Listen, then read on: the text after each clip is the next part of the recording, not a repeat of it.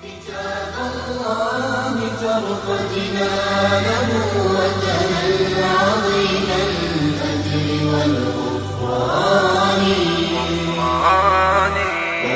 المروي القلب من نفحاته كالماء يروي لهفة العطشان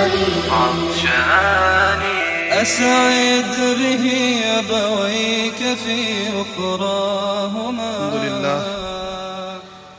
الحمد لله نحمده ونستعينه ونستغفره ونؤمن به ونتوكل عليه ونعوذ بالله من شرور أنفسنا ومن سيئات أعمالنا من يهده الله فلا مضل له ومن يضلله فلا هادي له ونشهد أن سيدنا وسندنا ومولانا وحبيبنا وشفيعنا محمدا عبده ورسوله. أما بعد فأعوذ بالله من الشيطان الرجيم. بسم الله الرحمن الرحيم. قال الله سبحانه وتعالى: ألم تر كيف ضرب الله مثلا كلمة طيبة كشجرة طيبة أصلها ثابت وفرعها في السماء تؤتي أكلها كل حين بإذن ربها ويضرب الله الأمثال للناس لعلهم يتذكرون. صدق الله العظيم. وقال حبيبنا ونبينا محمد صلى الله عليه وسلم: لا يزال الناس من أمتي ظاهرين حتى يأتيهم أمر الله وهم ظاهرون. رواه البخاري ومسلم. وقال حبيبنا ونبينا محمد صلى الله عليه وسلم: لا تزال طائفة من أمتي منصورين لا يضرهم من خذلهم حتى تقوم الساعة. وقال حبيبنا: لا تزال طائفة من أمتي ظاهرين على الحق حتى تقوم الساعة أو كما قال عليه الصلاة والسلام. میرے عزیز بھائیوں اور دوستو، آج اس کو اوپر کافی دنوں کے بعد ہمیں اس نشست کا موقع ملا ہے. کئی مہینے درمیان میں گزرے ہیں.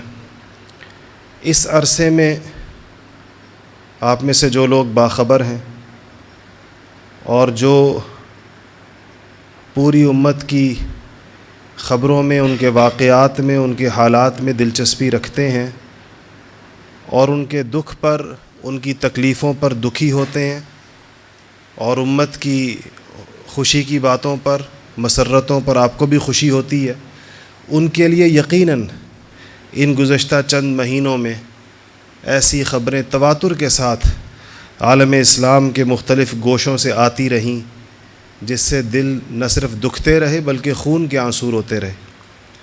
جو کچھ پچھلے چند مہینوں سے بلکہ ایک سال سے زیادہ شام میں ہو رہا ہے اور 1 لاکھ سے زیادہ مظلوم مسلمان وہاں جام شہادت نوش کر چکے ہیں. جو کچھ پچھلے 2 مہینوں سے یا 1 مہینے سے مصر میں ہوا اور وہاں کی صورتحال اور وہاں ہزاروں مسلمانوں کو جس بے دردی کے ساتھ اور جس ظالمانہ پن کے ساتھ نہتے مسلمانوں کو شہید کیا گیا. جو خبریں بنگلہ دیش سے آ رہی ہیں کہ وہاں پر مظلوم مسلمانوں کے ساتھ ریاستی اداروں نے اور پولیس نے جس قسم کا درندگی والا سلوک کیا، اس کی خبریں بھی ہم تک پہنچتی رہیں. برما کے مظلوم مسلمانوں کی خبریں پہنچتی رہیں. اسی طرح بعض جگہیں تو امت کی ایسی ہیں جو مستقل دکھ رہی ہیں. فلسطین کے مسلمان ہیں، افغانستان کے مسلمان ہیں، کشمیر کے مسلمان ہیں، چیچنیا کے مسلمان ہیں. ایسے یہ ساری خبریں بسا اوقات اس میں تیزی آ جاتی ہے، حالات میں تبدیلی آ جاتی ہے. تو لوگ کبھی کبھی اس ساری صورتحال کو ایک جملے میں یوں بیان کرتے ہیں اور شاید وہ جملہ ٹھیک نہ ہو کہنا، کہ لوگ کہتے ہیں کہ ہر جگہ امت پٹ رہی ہے، جہاں پر بھی دیکھو امت پٹ رہی ہے. اسی بات کو، انہی حالات کو ایک اور تناظر میں بھی دیکھا جا سکتا ہے. میں نے آپ کے سامنے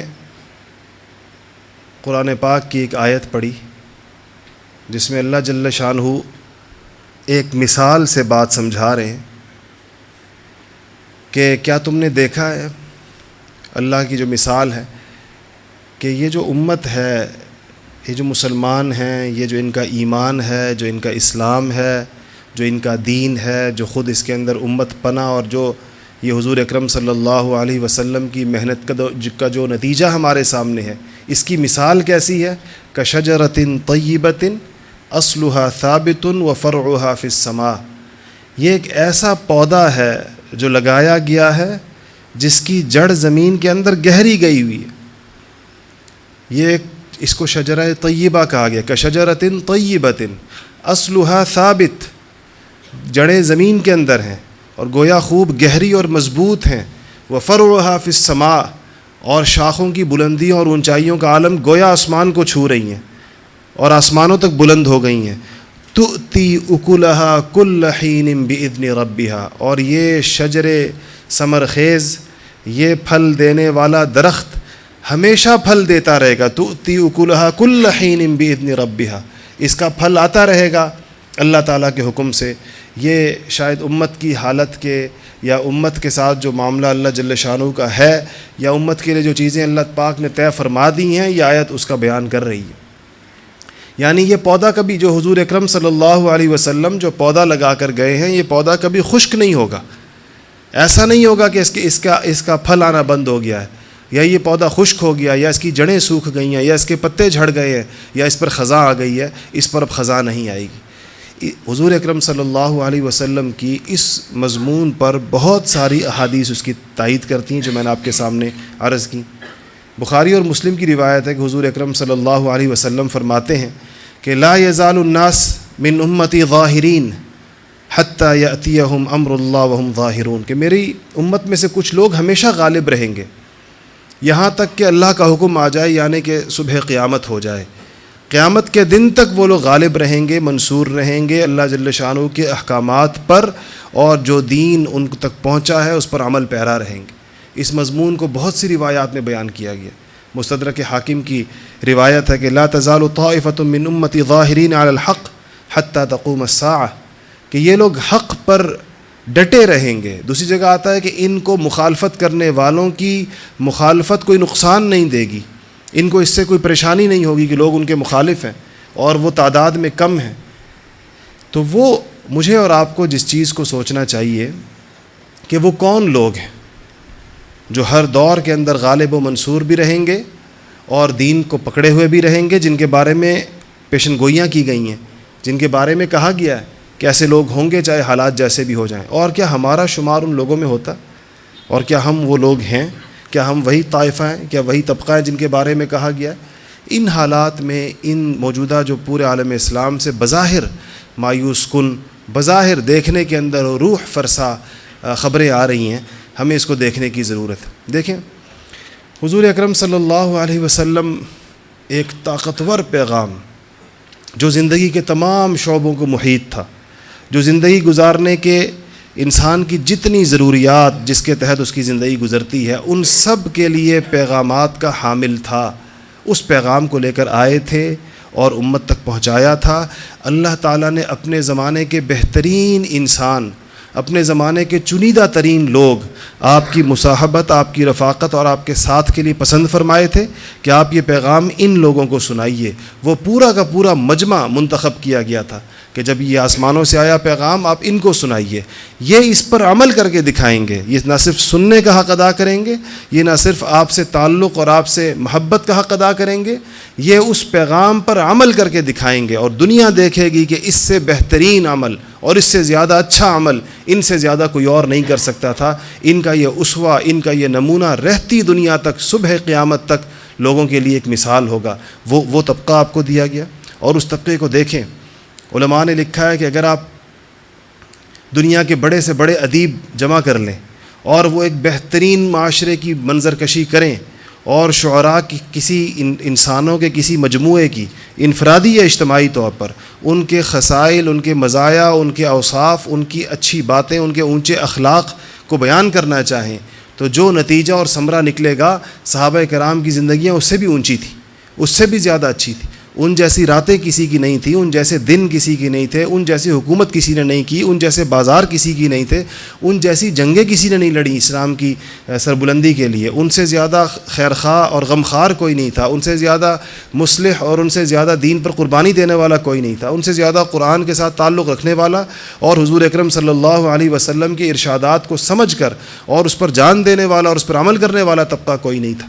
تو ظاہر بات ہے جب اتنی طاقتور اور مضبوط جماعت نے، جو ایسے بالکل بنیان مرصوص تھی، جس کے بارے میں قرآن نے جا بجا عجیب و غریب الفاظ استعمال کیے، والذین معہ اشداء علی الکفار رحماء بینہم، کہ آپس کے اندر تو یہ ایسے ریشم کی طرح نرم ہے ایک دوسرے کے لیے، کافروں کے لیے شدید ہیں، دین دشمنوں کے لیے ان کے اندر ساری قوتیں ہیں۔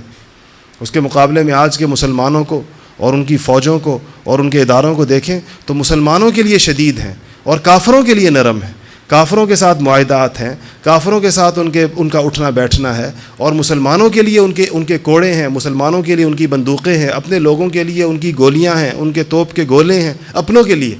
صحابہ کرام کی صفت یہ بیان ہوئی تھی کہ اشداء علی الکفار رحماء بینہم، آپس کے اندر وہ لوگ ایسے ہوں۔ تو یہ پیغام ان تک پہنچا۔ ان سے اس کے بعد اسلام کا عروج آیا، اسلام نے اپنے عروج کا بہترین دور دیکھا صحابہ کے زمانے میں اور اس کے بعد کے زمانوں میں، اور ٹھیک ہے صدیوں تک، کئی سو سالوں تک اسلام کے عروج کے بعد امت کمزور پڑی اور وہ اختلافات کا شکار ہوئی اور اس کا شیرازہ بکھر گیا اور وہ ٹکڑے ٹکڑے ہو گئی۔ مختلف وہ ملک سارے کے سارے جو کسی زمانے میں ایک عظیم الشان سلطنت تھی، کم از کم آخری سلطنت خلافت عثمانیہ کی، جو ایک گوشے سے لے کر دوسرے گوشے تک سارے کے سارے مسلمان اکٹھے تھے، ان سب کے ٹکڑے ٹکڑے میں بکھرنے کے مناظر بھی لوگوں نے دیکھے، اور یقیناً اس کے نتیجے میں ایک پشمردگی پیدا ہوئی، اس کے نتیجے کے اندر مایوسی پیدا ہوئی، اس کے نتیجے کے اندر لوگوں کو یہ محسوس ہوا ہمیں دیوار سے لگا دیا گیا ہے، ہم پیچھے ہو گئے ہیں، دنیا کی قیادت اور امامت ہمارے ہاتھ سے چھن گئی ہے، اور اب دنیا پر ظاہری عسکری اور مادی غلبہ کسی اور کا آ گیا ہے، اور دنیا اب کسی اور کے احکامات پر چل رہی ہے، کسی اور کو دیکھ رہی ہے، گلوب پر ہماری حیثیت ویسی نہیں رہی۔ یہ سب ماحول بنا، اس کے باوجود اس امت نے اپنے دین کے نفاذ کی، اپنے دین کی بات کو اونچا کرنے کی، اپنے دین کے پیغامات کو حرف آخر سمجھنے کی محنت ترک نہیں کی، اور اسی محنت کو ترک نہ کرنے کا نتیجہ وہ حالات ہیں جو آپ اس وقت پورے عالم اسلام میں دیکھ رہے ہیں۔ اگر لوگ خاموش ہو کر بیٹھ جائیں اور آرام سے اپنے گھروں میں بیٹھ جائیں اور اسلام کی بات کو چھوڑ دیں، اور نہ یہ کہیں کہ ہم اس کو بطور نظام لانا چاہتے ہیں، اور نہ یہ کہیں کہ ہم عدالتوں میں اس کو دیکھنا چاہتے ہیں، اور نہ یہ کہیں کہ ہم حکومتوں میں اس کو دیکھنا چاہتے ہیں، اور نہ یہ کہیں کہ ہم قرآن پاک کو نافذ دیکھنا چاہتے ہیں، تو کیا یہ ساری آزمائشیں بظاہر ختم نہیں ہو جائیں گی؟ یہ تو مسئلہ ہی یہی ہے۔ لوگ جو آج درپے ہو گئے امت کے، وہ تو اس پیغام کے درپے ہیں۔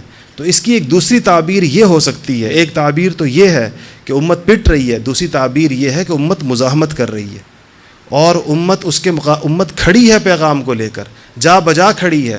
بنگلہ دیش کے مسلمان کھڑے ہیں، شام کے مسلمان کھڑے ہیں، مصر کے مسلمان کھڑے ہیں، افغانستان کے مسلمان کھڑے ہیں، اور اس بات کو لے کر کھڑے ہیں، قرآن کو لے کر کھڑے ہیں، دین کو لے کر کھڑے ہیں، اور وہ چاہتے ہیں کہ ہم اس کو اپنی زندگیوں میں زیادہ سے زیادہ جگہ دیں، اور ہم اس کو ان ساری جگہوں پر وہ دین کو دیکھنا چاہتے ہیں جہاں جہاں اسلام ان سے مطالبہ کرتا ہے کہ وہاں دین ہونا چاہیے۔ اور آپ کو پتہ ہے کہ مسلمانوں کی زندگی کا کوئی گوشہ ایسا نہیں جہاں اسلام یہ مطالبہ نہ کرتا ہو، جہاں اسلام یہ نہ کہتا ہو کہ یہاں بھی دین ہونا چاہیے۔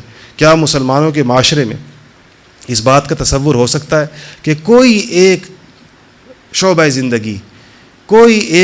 زندگی اللہ تعالیٰ کے احکامات سے باہر ہو، اللہ تعالیٰ کا حکم وہاں نہ چلے؟ نعوذ باللہ۔ حضور اکرم صلی اللہ علیہ وسلم کا اس کے لیے کوئی طریقہ، اس کے لیے کوئی رہنمائی، اس کے لیے کوئی ہدایت موجود نہ ہو۔ کیا مسلمانوں کی زندگی میں، اس رواں دواں زندگی میں ایسا کوئی ایک شعبہ ہے؟ نہیں ہے۔ اسی لیے یہ امت ہر دور میں یہ کوشش کرتی ہے اور مختلف جگہوں پر یہ کوشش کرتی ہے۔ یہ اہل ایمان جو ہے بقول علامہ اقبال مرحوم کے کہ مثل خورشید جیتے ہیں، کبھی یہاں ڈوبتے ہیں وہاں نکلتے ہیں، وہاں ڈوبتے ہیں یہاں نکلتے ہیں۔ یہ کوشش کبھی یہاں ہوتی ہے کبھی وہاں ہوتی ہے، کہیں نہ کہیں یہ کوشش اپنے پوری سرگرمی کے ساتھ اور پورے ثبات کے ساتھ جاری ہے کہ مسلمان اس بات سے دستبردار ہونے کو تیار نہیں کہ ان کا قرآن اور ان کا دین اس کا عملی زندگی سے، جیتے جاگتے شعبوں سے، زندگی کے شعبوں سے اور نظام سے کوئی تعلق نہیں ہوگا، اس بات کو مسلمان ماننے کو تیار نہیں۔ اور واحد مذہب ہے جو مذہب کی وجہ سے یہ مزاحمت کر رہا ہے۔ دنیا میں لڑائیاں ہو رہی ہیں، کوئی وطن کے لیے لڑ رہا ہے، کوئی ملک کے لیے لڑ رہا ہے، کوئی اپنی فوج کا سپاہی ہونے کی وجہ سے لڑ رہا ہے، کوئی عصبیتوں کے لیے لڑ رہا ہے، کوئی صوبوں کے لیے لڑ رہا ہے، کوئی زبانوں کے لیے لڑ رہا ہے، کوئی حقوق کے لیے لڑ رہا ہے، کوئی اپنے غلبے کے لیے لڑ رہا ہے۔ اس قسم کی لڑائیاں دنیا میں ہیں۔ مسلمان واحد وہ قوم ہے، وہ امت ہے جس کی مزاحمت دین کے لیے۔ وہ کہتا ہے دین کو رستہ دو، کوئی لڑائی نہیں ہے، دین کا رستہ روکو مت۔ وہاں ساری مزاحمت دین کا رستہ روکنے پر ہوتی ہے کہ جب دین کا رستہ روکا جاتا ہے اور اللہ اور اس کے رسول کے احکامات کو زندگی کی رگوں کے اندر دوڑنے سے منع کیا جاتا ہے تو اس کی تائید میں مسلمان سامنے آتے ہیں۔ مصر کے مسلمان اسی لیے سڑکوں کے اوپر آئے، شام کے مسلمان اسی لیے باہر نکلے، بنگلہ دیش کے مظلوم مسلمان اسی لیے مارے کھا رہے ہیں کہ وہ یہ کہتے ہیں کہ اس کو رستہ دو، قرآن و سنت کو زندگیوں میں آنے دو، اس کو اداروں میں آنے دو، اس کو زندگیوں میں آنے دو، اس کو شعبوں میں آنے دو، اس کو عدالتوں میں آنے دو، اس کو حکومتوں میں آنے دو، اس کو اقتصاد و معیشت میں آنے دو۔ یہ کوشش ہے جو امت مسلمہ کی پورے عالم اسلام میں جاری ہے۔ اس میں ہمیں مایوس اور دل گرفتہ ہونے کی بات نہیں، یہ تو اس مذہب کی قوت کی دلیل ہے۔ اس مذہب میں یہ قوت موجود ہے، اس کے پیغام میں یہ تاثیر موجود ہے کہ اس کے لیے قربانیاں دی جا رہی ہیں، اس کے لیے جانیں لٹائی جا رہی ہیں۔ آج مصر کے حالات پر ہم دیکھا کرتے تھے، اپنے جوان شہید بچوں کے لاشوں پر مائیں کھڑی تقریریں کر رہی ہیں اور لوگوں سے کہہ رہی ہیں وَلَا تَهِنُوا وَلَا تَحْزَنُوا وَأَنْتُمُ الْأَعْلَوْنَ إِن كُنتُم مُؤْمِنِينَ، کہ خوف مت کرو، ڈرو مت، غمگین مت ہو، تم ہی غالب ہوگے اگر تم مسلمان ہو۔ ان ماؤں کی تقریریں پوری دنیا سن رہی ہے کہ باپردہ برقعے میں مائیں بچوں کی خون آلود قمیصیں لے کر یہ تقریریں کر رہی ہیں اور لوگوں کو تسلی دے رہی ہیں۔ ماں کا تو کلیجہ پھٹ جاتا ہے، اس کے لیے اس کی جوان اولاد کی موت سے زیادہ بڑا حادثہ کسی ماں کے لیے دنیا میں اور کیا ہو سکتا ہے۔ لیکن اسلام کی قوت کا اندازہ لگائیے، اس کی اثر آفرینی کا اندازہ لگائیے، اس کے دلوں کے اندر جاگزین ہونے کو دیکھیں کیسے طریقے سے یہ جا کر ہوتا ہے کہ سارے رشتے ہیچ ہو جاتے ہیں اور ساری چیزیں جو انسان کو انتہائی عزیز لگتی ہیں وہ اس کے سامنے بے مایہ ہو جاتی ہیں۔ سب سے بڑی چیز مذہب لگتا ہے، سب سے بڑی چیز دین لگتا ہے، اس کے لیے قربانی ہوتی ہے۔ یہی معاملہ باقی جگہوں کے اوپر بھی ہے اور ہمیں یہ دیکھنا ہے کہ ہم کہاں کھڑے ہیں اس ساری، کیا ہم بھی اپنے معاشرے میں اور اپنے ماحول میں، کیا ہم بھی اس کی کوشش میں ہیں؟ کیا ہم بھی کسی نہ کسی درجے میں جس حد تک ہماری اوقات ہمیں اجازت دیتی ہے، جس کے نتائج کا ہم تحمل کر سکتے ہوں، کیا ہم لوگ بھی ان لوگوں میں شامل ہیں جو اس کوشش میں لگے ہوئے ہیں، جو یہ چاہتے ہیں دین غالب و منصور ہو، جو یہ چاہتے ہیں کہ دین سارے ادیان پر، سارے طور طریقوں پر، سارے رسم و رواج پر، ہر چیز پر وہ غالب ہو جائے؟ اس میں ہماری انفرادی زندگی بھی ہے اور ہماری اجتماعی زندگی بھی ہے۔ ہمیں بالکل خوب غور سے اپنی زندگیوں پر دیکھنا چاہیے، کیا ہم نے اپنی ذاتی زندگیوں کے اندر دین کو غالب کیا؟ کیا ہم نے اپنی اجتماعی زندگیوں پر دین کو غالب کیا؟ اگر میری ذاتی زندگی کے اندر اخلاق و عادات بھی آتے ہیں، اس میں عبادات بھی آتی ہیں، اس میں معاملات بھی آتے ہیں، ایک نظر ان پر ڈالنی چاہیے کہ میرے معاملات پر کیا چیز غالب ہے۔ دیکھیں اس میں کوئی رکاوٹ نہیں ہے، کوئی مجھے نہیں روکتا، مجھے کوئی نہیں کہتا کہ تم حلال مت کماؤ، مجھے کوئی نہیں کہتا کہ تم جو ہے ضرور حرام کماؤ، اس پر دباؤ نہیں۔ یہ تو میرا مقابلہ میرے اپنے نفس کے ساتھ اور شیطان کے ساتھ ہے۔ اس کے اندر اس پر انفرادی طور پر زندگیوں کو دیکھنے کی ضرورت ہے کہ کیا میں نے اپنی انفرادی زندگی میں دین کو غالب کیا؟ کیا میں نے اخلاق کے اندر، کیا میں نے اچھے اخلاق غالب کیے اپنے برے اخلاق کے اوپر؟ کیا میں نے معاملات کے اندر صحیح اور درست اسلامی معاملات کو غالب کیا دنیا کے چلتے ہوئے رواجوں کے اوپر؟ اور اسی طرح عبادات کے اندر کیا میں نے اپنی کسل مندی اور اپنی سستی اور اپنی غفلت اور اپنی عیش کوشی کے اوپر عبادت کی مشقت کو غالب کیا؟ عبادت کے ساتھ تھوڑی مشقت تو ہے، نماز میں مشقت ہے، روزے میں تھوڑی سی مشقت ہے، حج میں تھوڑی سی مشقت ہے، اور زکوٰۃ کے اندر تھوڑی سی مالی اعتبار سے قربانی ہے۔ اور پھر اجتماعی زندگی کے اندر بھی اس کو دیکھنا چاہیے کہ کیا ہم نے کسی ایسی محنت کی اور کسی ایسی آواز کی اور کسی ایسی کوشش کی تائید کی جہاں پر یہ بات کہی جاتی ہو اور یہ دعوت دی جا رہی ہو اور یہ آواز لگائی جا رہی ہو کہ اسلام کو اس معاشرے پر غالب ہونا ہے۔ یہ ہمارے اس امت مسلمہ کے جو چاروں طرف جن واقعات کو ہم دیکھ رہے ہیں اور ہمارے کانوں تک پہنچ رہے ہیں، ہماری آنکھیں ان چیزوں کو دیکھ رہی ہیں، ہمیں اس سے یہ سبق سیکھنے کی ضرورت ہے۔ اور آج ہم لوگ کراچی کے ماحول میں اور آس پاس کے ماحول میں ہمیں اس بات کے لیے اپنے مجھے کل کچھ نوجوان آئے میرے پاس پرسوں، انہوں نے مجھ سے کہا کہ ایک عجیب ماحول بنا ہے شہر کا حالات کی وجہ سے. لوگ تیزی سے شہر چھوڑ کے جا رہے ہیں, اور جس کا بس بنتا ہے اور جس کو موقع ملتا ہے, ٹریول ایجنٹوں کے پاس پاسپورٹوں کے ڈھیر لگے ہوئے ہیں. لوگ کہتے ہیں کہیں نکل جائیں, دبئی نکل جائیں, ابوظہبی نکل جائیں, کہیں اور نکل جائیں, اور یورپ کو نکل سکے تو اور بھی اچھی بات سمجھی جا رہی ہے. تو ہمیں میدان نہیں چھوڑنا چاہیے. ٹھیک ہے یہ حالات ہیں, لیکن یہاں یہ مملکت وہ دونوں مسلمانوں کی وہ دونوں جماعتیں جو اس بر صغیر پاک و ہند میں رہتی ہیں, دونوں ایک ایک محاذ کے اوپر کھڑی ہیں. جب یہ ملک قائم ہوا تھا تو آواز لگی تھی کہ یہ اسلامی مملکت ہوگی, یہاں اللہ کا قانون ہوگا, یہاں پر یہ اسلامی ملک ہوگا. اس آواز کو سن کر مسلمانان ہند تڑپ اٹھے, اور ان کی ایک بہت بڑی تعداد اس نے اپنے گھر بار چھوڑنے کا فیصلہ کیا, اپنے گاؤں, اپنی جائیدادیں, اپنے پرکھوں کی قبریں, ہر چیز چھوڑ کر سوچا کہ ہم اس اسلامی مملکت میں جائیں گے. اور وہ لوگ وہاں سے نکلے. وہ ساری داستان ہے اس ہجرت کی اور ان قربانیوں کی. دین کے نام اور کوئی چیز سامنے نہیں, ہر چیز چھوڑی گئی, جائیدادیں چھوڑی گئیں, حویلیاں مکانات چھوڑے گئے, کھیت کھلیان چھوڑے گئے, پرکھوں کی قبریں چھوڑی گئیں, آباء و اجداد سے کی چیزوں کو چھوڑا, آثار کو. صرف اور صرف دین ان کے پیش نظر تھا کہ ہم جس ملک میں جائیں گے وہاں اسلام ہوگا. اور کچھ لوگ وہاں رہ گئے, وہ بھی مسلمان تھے, ان کو بھی علماء نے روکا وہاں پر کہ سارے مت جاؤ, اگر تم چلے جاؤ گے تو یہاں کی مسجدوں میں اذانیں کون دے گا, اور یہاں کی ان مدرسوں کے اندر کون تعلیم و تعلم کے سلسلے کیسے چلیں گے. یہ اس ملک میں 800 سال 1000 سال تک ہماری حکومت رہی ہے, اور اب وہاں پر ہمارے آثار ہیں اسلامی. تو ایک مسلمانوں کی ایک بڑی جماعت نے وہاں کے دینی اداروں کو اور وہاں کے دینی تشخص کو قائم رکھنے کا فیصلہ کیا, اور وہ وہاں پر ہیں, کروڑوں کی تعداد میں ہیں. یہ دونوں ایک محاذ کے اوپر ہیں, یہ دونوں اس تحتی بر اعظم میں اسلام کی محنت کی کوشش کے اندر ہیں, اور دونوں کی بڑی اہم ذمہ داری ہے. اگر وہ لوگ نہ ہوتے وہاں پر, ہمارے مسلمانان ہند, اگر وہ ہندوستان میں نہ ہوتے تو ہندوستان اسپین بن جاتا. اسپین پہ بھی تو ہماری حکومت رہی سالوں تک, سینکڑوں سالوں تک. آج وہاں پر کیا اسلامی آثار, آج کیا وہاں کی مسجدوں سے آوازیں, وہ قرطبہ کی مسجد سے اور اندلس کی مسجدوں میں اور وہاں کے مدرسوں میں کیا اذان کی آواز بلند ہوتی, کیا وہاں نمازیں ہوتی ہیں, کیا وہاں پر گھومتے ہوئے یہ اندازہ ہوتا ہے کہ یہ مسلمانوں کا ملک ہے. ہندوستان آج بھی مسلمانوں کا ملک سمجھا جاتا ہے, اور اس میں مسلمان موجود ہیں, اور اپنی نمازوں کے ساتھ, اپنی اذانوں کے ساتھ, اپنے مدرسوں کے ساتھ, اپنی مسجدوں کے ساتھ, اپنی خانقاہوں کے ساتھ, اپنے اسلامی تشخص کے ساتھ. اور مسلمانان ہند کی طاقتور آواز ہے جو پورے عالم اسلام میں سنی جاتی ہے, اور ان کی آواز پہنچتی ہے وہاں پر. وہ امت کے حالات کے اوپر ان کے ہاں بھی وہ پوری کی پوری تڑپ پیدا ہوتی ہے. اسی طرح یہاں پر جو لوگ ہیں, موجود ہیں, جو پہلے سے تھے, یا جن لوگوں نے دین کے لیے جو لوگ یہاں پر آئے, وہ بھی ایک نظریے اور سوچ کے تحت آئے تھے. ان کے سامنے بھی ایک جذبہ تھا, ان کے سامنے بھی ایک چیز تھی, ایک مشن تھا, ایک بڑا واضح مشن تھا.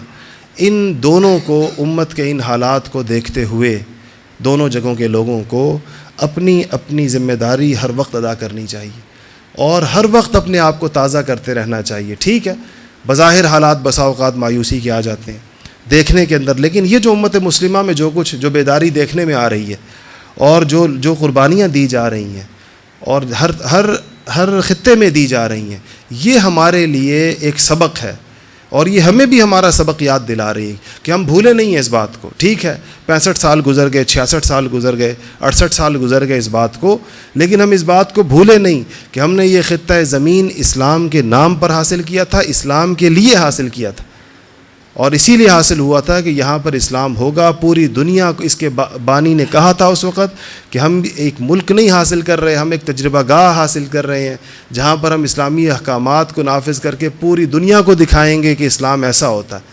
یہ وہ وعدہ تھا جو مسلمانان پاکستان کے ساتھ ہوا تھا, اور ہمیں اس کو ہر وقت تازہ رکھنے کی, اور اس پیغام کو تازہ اور زندہ و جاوید حالت میں اپنی اگلی نسلوں کو منتقل کرنے کی ضرورت ہے. ٹھیک ہے, یہ بات سنتے سنتے, اور شاید اس بات کی امید اور توقع میں اور اس کے انتظار میں ہماری وہ نسل, بوڑھی نسل قبروں میں اتر گئی جس نے وہ سارے پاپڑ بیلے تھے, جس نے وہ ساری مشقتیں برداشت کی تھیں. ان کی آنکھیں تو اس انتظار کو کرتے کرتے کرتے اپنی طبی عمر کے بعد شاید یہ اس میں سے کوئی باقی بچا, جنہوں نے خود پیدل سفر کیے تھے, جنہوں نے وہ ٹرینوں کی ٹرینیں بالکل کٹتی ہوئی دیکھی تھیں, اور وہ اس میں سے بچتے بچتے آئے تھے، شاید ہی ان میں سے کوئی باقی ہو. لیکن یاد رکھیے گا کہ اگر یہ پیغام ہم بھول گئے اور اگر ہم نے یہ دعوت دینی چھوڑ دی اور اس کی آواز لگانی چھوڑ دی اور ہمارے یہ بچے چھوٹے یہ سارے کے سارے اس بات کو ہی بھول گئے کہ ایسی بھی کوئی بات ہوئی تھی، یہ بھی کوئی، تو یہ بہت بڑا ظلم ہوگا اور یہ بہت بڑی بے وفائی ہوگی ان ساروں کے ساتھ، ان کی قربانیوں کے ساتھ بے وفائی ہوگی. اور جو مسلمان ہمارے مسلمانان ہند جو ہمارے بھائی ہیں اور وہ سرحد کے اس پار رہتے ہیں، ان کی بڑی ذمہ داری ہے کہ انہوں نے اس خطے کے اندر پورے دین کو زندہ رکھنا ہے اور ان کے سامنے بھی صدیوں کی تاریخ ہے. آج ہمیں جو تعلق وہاں سے دین کی جو چیزیں وہاں سے پہنچی ہیں، ہمیں دیکھیں، ہم نے جانا، ہم دیکھے گئے نہیں ہیں، لیکن آج ہمارے ہاں جو دین علم کی شکل میں پہنچا ہے جس کو ہم اپنے مدرسوں میں پڑھ رہے اور پڑھا رہے ہیں، اس کے ساتھ گنگا اور جمنا کے درمیانی خطے، درمیانی جو زمین ہے، اس کے چھوٹے چھوٹے قصبوں کی یادیں وابستہ ہیں.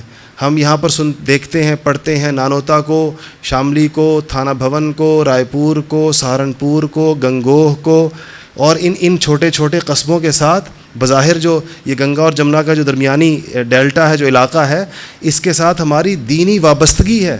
ہمیں وہاں کے علماء کا پیغام یہاں پہنچا ہے، ان کی کتابیں یہاں پہنچی ہیں. آج بھی ہم ان کی کتابوں سے استفادہ کر رہے ہیں، ان کی دکھائی ہوئی راہوں پر چل رہے ہیں اور ان کی بتائی ہوئی تشریح و تعبیر کو سمجھ رہے ہیں اور کوشش کر رہے ہیں. ان کے پاس تو وہ میراث ہے، اس میراث کے وہ لوگ مالک ہیں، اور اگر وہ اپنا کام چھوڑ دیں تو یہ بھی تاریخ کا اگر خدا نخواستہ یہ ورق بھی پلٹ گیا، جیسا کہ اسپین میں پلٹا، جیسا کہ سمرقند و بخارا میں پلٹا، کہ وہاں پر آج وہ آثار فقط کسی تباہ شدہ کھنڈر کی شکل کے اندر نظر آتے ہیں. جو لوگ وہاں جاتے ہیں وہ بتاتے ہیں کہ وہاں آثار بنے ہوئے ہیں کہ اگر اسلامی آثار آپ ڈھونڈیں تو آپ کو کھنڈر ملیں گے. ان کھنڈروں کی تاریخ پوچھیں تو بتایا جائے گا آپ کو کہ یہاں پر مدرسہ تھا، یہاں پر محدثین بیٹھا کرتے تھے، حدیث پڑھنے والے ہزاروں طلبہ ہوا کرتے تھے، لیکن آج وہ ایک ویران کھنڈر ہے. وہاں پر کچھ یادگاریں ایسی نظر آئیں گی جو ان مسلمانوں کے خون کی یاد میں بنائی گئی ہیں، جو بتایا جائے گا جا بجا شہروں کے اندر کہ یہ جو یادگار کس چیز کی ہے. کہتے ہیں اس شہر میں سوویت یونین جب داخل ہوا تھا تو 4 لاکھ مسلمان قتل کیے گئے تھے، یہ ان کی یادگار ہے. اس شہر میں 2 لاکھ مسلمان قتل کیے گئے تھے، یہ ان کی یادگار ہے. تو وہاں یہ چیزیں باقی رہ گئیں، دین کے آثار موجود نہیں. ہم بڑے خوش قسمت ہیں مسلمانان پاک و ہند بر صغیر کے، یہ مسلمان کہ ہم نے الحمدللہ سرحد کے آر اور پار دونوں جگہ اسلامی آثار کو محفوظ رکھا ہے. ہمارے ادارے الحمدللہ بند نہیں ہوئے، دین کی محنتیں بند نہیں ہوئیں، اسلامی تشخص ختم نہیں ہوا، اور اسلامی اداروں سے اور دین کی محنتوں سے افراد کی تیاری کا عمل ختم نہیں ہوا، اور یہاں سے تیار کردہ افراد پوری دنیا میں دین کا پیغام لے کر گئے ہیں، اور پوری دنیا سے لوگ دین سیکھنے کے لیے ادھر آئے ہیں اور وہ یہاں آ کر انہوں نے دین سیکھا.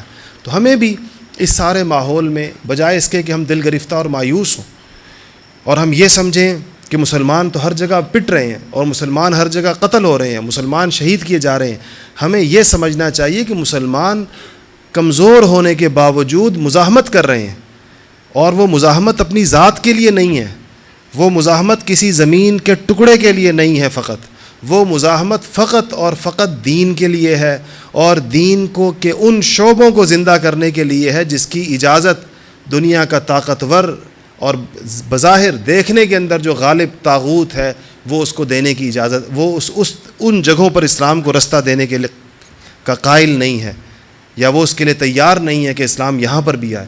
عبادات سے تو شاید ہی دنیا میں کسی کو اختلاف، عبادت مسلمان کریں اور عبادات پر قانع ہو جائیں، تو عبادات پر مطمئن ہو جائیں، تو شاید ہی دنیا میں کسی کو ایسے اسلام سے اختلاف ہو. کون ہے دنیا میں جو آپ کو نمازوں سے روکے گا؟ کون ہے دنیا میں جو آپ کو زکوٰۃ سے روکے گا؟ کون ہے دنیا میں جو آپ کو حج سے روکے گا؟ کوئی نہیں روکے گا. لوگ کہیں گے اس پر اختلاف نہیں. یاد رکھیے، اختلاف کی جگہ یاد رکھیے، اختلاف کی جگہ وہاں سے شروع ہوتی ہے جب آپ یہ کہتے ہیں کہ یہ نظام پوری زندگی کی رگوں میں دوڑے گا، پورے نظام زندگی کی رگوں میں اسلام دوڑے گا، عدالت کے اندر بھی اسلامی احکامات چلیں گے، سزائیں اسلام نے تجویز کی ہیں ویسی دی جائیں گی، انسانوں کے بنائے ہوئے قوانین نہیں، اللہ کے بنائے ہوئے قوانین چلیں گے. یہاں سے اختلاف شروع ہوگا. آپ کہیں نظام معیشت سودی نہیں ہوگا، سود ہمارے نزدیک ناجائز ہے اور وہ اللہ کے قوانین کے مطابق ہوگا، ساری تجارت ویسی چلے گی جیسے اللہ نے اجازت دی ہے, ساری معیشت ویسی چلے گی جیسے رسول اللہ بتا کر گئے ہیں, اس پر اختلاف ہوگا. اختلاف ہوگا جب آپ معاشرت کی بات کریں گے. آپ کہیں گے کہ ہمیں ہماری معاشرت دی گئی ہے, ہمارا ایک کلچر ہے, ہماری ایک تہذیب ہے, ہمارا ایک تمدن ہے, اور ہم کسی اور کے تمدن کو نہیں اپناتے, ہم کسی کی اترن نہیں پہنتے, ہمارے اپنے پہناوے ہیں, ہمارے اپنے لباس ہیں, ہماری اپنی شکلیں ہیں, ہماری اپنی اگر جب آپ یہ بات معاشرت کی کریں گے تو پھر تب اختلاف شروع ہوگا. یہ وہ جگہیں ہیں جہاں پر دنیا اور ہمارا اختلاف ہے, اور وہ ہمیں یہ دعوت دے رہے ہیں کہ چونکہ آپ نے عسکری میدان میں شکست کھا لی ہے, جا بجا, ہم نے کھائی نہیں ہے. وہ یہ سمجھتے ہیں کہ وہ غالب ہیں. وہ کہتے ہیں چونکہ آپ نے مادی میدان میں شکست کھائی ہے, ہمارے پاس ہم مادی اعتبار سے آپ سے طاقتور ہیں. چونکہ آپ نے سائنس اور ٹیکنالوجی کے میدان میں شکست کھائی ہے, ایجادات ہماری ہیں, اب آپ کو پسپا ہونا ہوگا باقی میدانوں سے بھی. آپ نظریاتی میدان سے بھی پیچھے ہٹے, ہم نظریہ ہم آپ کو دیں گے. آپ معاشرتی اور تہذیبی تعلیم کے میدان سے پیچھے ہٹیں, ہم طے کریں گے آپ کی معاشرت کیا ہوگی اور آپ کی تہذیب کیا ہوگی. جو کلچر ہم نے اپنے ہاں بنایا ہے وہ آپ کو بھی اپنانا پڑے گا. جو پہناوا ہم 7 سمندر پار وہاں پہنتے ہیں وہ آپ نے بھی پہننا ہوگا یہاں پر, چاہے وہ آپ کے موسم اور آپ کے حالات, اور چاہے وہ آپ کی تعلیمات کے مطابق ہو یا نہ ہو. یہ ہمارا مسئلہ نہیں, لیکن ہم دنیا کو ایک رنگ میں دیکھنا چاہتے ہیں. ہم دنیا کے ہر رنگ پر اپنا رنگ دیکھنا چاہتے ہیں, دنیا کے ہر ملک پر اپنا اثر دیکھنا چاہتے ہیں. یہ مغرب اور آج کی بظاہر جن قوموں کو بظاہر یوں فاتح سمجھا جا رہا ہے, یہ ان کی دعوت اور ان کا پیغام ہے, اور اس پر ان کو اصرار ہے. اگر آپ ان سے دور دراز, نہ آپ کی سرحد ان سے ملتی ہو, نہ آپ کے مفادات ان سے ٹکراتے ہوں, عام مفادات, اور وہ دنیا کے ایک کونے میں رہتے ہیں اور آپ دنیا کے دوسرے کونے میں رہتے ہیں, اور آپ وہاں پر کہیں کہ ہم یہاں پر اپنے تشخص کو زندہ کرنا چاہتے ہیں, ہم یہاں پر اپنی تہذیب اور تمدن کو زندہ کرنا چاہتے ہیں, ہم یہاں پر اپنی معیشت کو اور اپنے قانون کو اور اپنی عدالتوں کو اور اپنے نظام کو اور اپنی حکومتوں کو قائم کرنا چاہتے ہیں, وہ آپ کو اس کی اجازت دینے کو بھی تیار نہیں. وہ اپنے ٹینکوں اور اپنے جہازوں اور اپنے میزائلوں اور اپنی چیزوں کے ساتھ آپ پر وہاں حملہ آور ہو جائیں گے. آپ دیکھ رہے ہیں دنیا کے اندر کہاں سے کہاں اور کہاں سے کہاں تک بات جاتی ہے. تو یہ اس کے مقابلے میں اس اتنی زوردار حملے کے مقابلے میں, جس کی پشت کے اوپر آپ کو معلوم ہے کہ کتنی زوردار قسم کی مادی قوت ہے, اس کی پشت پر کتنی بڑی ٹیکنالوجی کی قوت ہے, اس کے ساتھ اس قوت کے ساتھ کیسی کیسی ایجادات ہیں, اس کے مقابلے میں نہتے مسلمان اپنے دین, اپنے ایمان اور اپنے عقیدے کے تحفظ کی جنگ لڑ رہے ہیں. اور آپ دیکھ لیجئے کہیں مسلمانوں کے حوصلے پسپا نہیں. کیا بنگلہ دیش کے مسلمانوں کے حوصلے پسپا ہو گئے؟ اس ریاستی جبر و تشدد کے باوجود پتہ نہیں اس کی خبریں اور اس کی تصویریں آپ تک پہنچی یا نہیں پہنچی. بنگلہ دیش میں جو کچھ ہوا پچھلے 1-1.5 سالوں کے اندر, جس طرح دیندار مسلمانوں کی داڑیاں نوچی گئیں, جس طرح ان کو سڑکوں پر گھسیٹا گیا, باپردہ عورتوں کو جس طرح سڑکوں کے اوپر گھسیٹا گیا, اور آپ تک برما کے مظالم پہنچے یا نہیں پہنچے. شام میں جو کچھ ہو رہا ہے, آپ نے اس کیمیکل حملے کے نتیجے میں 350 بچوں کی تڑپتی لاشیں پتہ نہیں دیکھی یا نہیں دیکھی, کہ جب آکسیجن بند ہو جائے اور فضا میں زہر پھیل جائے اور چھوٹے بچے اس کا سانس لیں, اور وہ بالکل جس طرح مچھلی سے پانی باہر نکالی جاتی ہے وہ اس طرح تڑپ کر جان دیں اپنے والدین کے سامنے. یہ چیز بھی والدین کے حوصلے پست نہ کرے. اور مصر کی صورتحال آپ کے اگر سامنے آئی ہو پچھلے مہینے کی, یہ ساری صورتحال یاد رکھیے گا. اگر اس سے ہم کوئی عبرت پکڑنا چاہیں یا اس سے ہم کوئی طاقت اور قوت لینا چاہیں تو وہ یہ کہ اسلام کے پیغام کی قوت کے یہ مظاہر ہیں سارے کے سارے. یہ قربانیاں اسلام کے لیے دی جا رہی ہیں. اس مذہب میں قوت آج بھی ہے. اس کا مطلب ہے آج بھی مسلمان کے دل میں ایمان کی وہ حرارت موجود ہے, اور اس کے دل کے اندر وہ جذبہ موجود ہے جو اس کو ان قربانیوں کے اوپر آمادہ کر رہا ہے. دنیا کے سارے مذاہب اس کی نظیر پیش نہیں کر سکتے کہ انہوں نے اپنے پیروکاروں کو اتنی قربانیوں پر آمادہ کیا. سارے مذاہب نے ہتھیار ڈال دیے, سارے مذاہب اس معاملے میں پسپا ہو گئے. واحد مذہب میدان کے اندر جو رہ گیا ہے وہ اسلام ہے. اور اس کے ساتھ حضور اکرم صلی اللہ علیہ وسلم کی جو احادیث میں نے آپ کے سامنے پڑھی, اب دیکھ لیجئے ان حالات کی روشنی میں ان احادیث کو جوڑیے تو پتہ چلتا ہے آپ بالکل واقعتاً ہمیشہ صحیح فرمایا. آپ سچوں کے سچے تھے اور آپ مخبر صادق تھے. آپ سے زیادہ سچا انسان کوئی اور نہیں تھا. آپ نے فرمایا میری امت غالب رہے گی, غلبہ میری امت کا ہوگا, قیامت تک ہوگا میری امت کا غلبہ. یہ امت پسپا ہونے کے لیے بھیجی نہیں گئی. یہ امت شکست کھانے کا, یہ کبھی ڈوبے کبھی نکلے, یہ صورتحال چلے گی. یہ جو مثل خورشید اہل ایمان جیتے ہیں اسی طرح کہیں ڈوبتے ہیں کہیں نکلتے ہیں، حالات آتے ہیں، آزمائشیں آتی ہیں، لیکن ان حالات میں، ان آزمائشوں میں، ان پریشانیوں میں، ان مشکلات میں اور ان چیزوں میں ان سے ان کی حقیقت نہیں کھوتی، اور ان سے وہ چیز گم نہیں ہوتی کہ ان کو پیغام ہی ختم ہو جائے، دنیا کو پتہ ہی نہیں کیا پیغام تھا، کیا بات تھی جس کے لیے اتنی قربانی دی گئی۔ تو ہمارے لیے اس میں ایک قوت کا پیغام ہے، ہمارے لیے اس کے اندر ایک تسلی کا سامان ہے، باوجود دل گرفتگی کے، باوجود اس کے کہ ہمارے دل دکھتے ہیں اس بات پر، اپنے مسلمان بھائیوں کی صورتحال پر، اور اس سے زیادہ دل اس بات پر دکھتے ہیں جب ہمارے فلسفی اور دانشور اس صورتحال میں ہمیں مشورہ یہ دیتے ہیں کہ اپنے ملک کی صرف خبر لو، تمہیں کیا کہ مصر و شام میں کیا ہو رہا ہے، تمہیں اس سے کیا غرض کہ ہندوستان اور بنگلہ دیش میں کیا ہو رہا ہے، تمہیں اس سے کیا پڑی کہ برما میں کیا ہو رہا ہے، فلسطین اور کشمیر اور افغانستان میں کیا ہو رہا ہے۔ حضور اکرم صلی اللہ علیہ وسلم ہمیں ملکوں میں بانٹ کر نہیں گئے تھے، اور نہ ہمیں جغرافیائی سرحدوں کا پابند کر کے گئے تھے، آپ ہمیں ایک امت بنا کر گئے تھے، جسد واحد بنا کر گئے تھے، اور فرمایا تھا کہ اذا اشتکا بعض، اگر اس کا ایک حصہ دکھتا ہے، یہ امت ساری ایک جسم ہے، اس کا ایک حصہ دکھتا ہے تو سارا جسم دکھتا ہے۔ ایسا نہیں ہوتا کہ اگر آپ کی انگلی دکھے تو اس کا اثر فقط آپ کی انگلی تک محدود ہو، آپ سارے پریشان ہوتے ہیں۔ خدا نخواستہ آپ کی انگلی کو تکلیف پہنچ جائے تو آپ کا پورا جسم اس کو محسوس کرتا ہے، اور وہ درد آپ کو ایک جیسا لگ رہا ہوتا ہے۔ یہ نہیں آپ کہہ سکتے کہ درد فقط محدود ہے اتنی سی جگہ پر، ایسے یہ ہو نہیں سکتا کہ امت کسی جگہ پریشان ہو کسی بھی خطے کے اندر، اور باقی مسلمان بالکل ٹھنڈے پیٹوں چین کی نیند سوئیں کہ جی چونکہ ہماری اور ان کی سرحد مختلف، ہمارے درمیان بارڈر ہیں اس لیے ہمیں ان کی فکر نہیں۔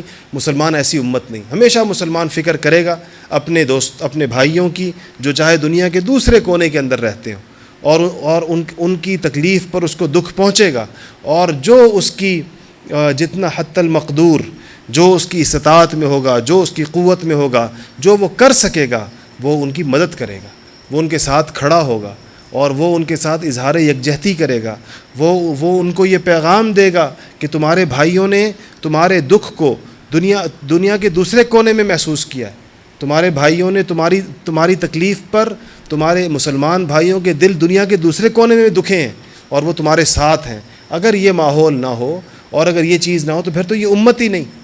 امت تو کہتے ہیں اس کو ہے کہ ایک ہوگی، تو اس پر الحمدللہ جو ماحول ہمارے یہاں دیکھنے میں آیا، ایسی بے حسی ابھی نہیں ہے۔ مسلمانوں نے محسوس کیا دنیا کے ایک کونے سے لے کے دوسرے کونے تک، اور جن لوگوں نے ان معاملوں میں، چاہے وہ کتنے بڑے لوگ کیوں نہیں تھے، اگر انہوں نے اس معاملے میں ظالموں کا ساتھ دیا تو مسلمان علماء کا طاقتور پیغام ان کے نام گیا ہے۔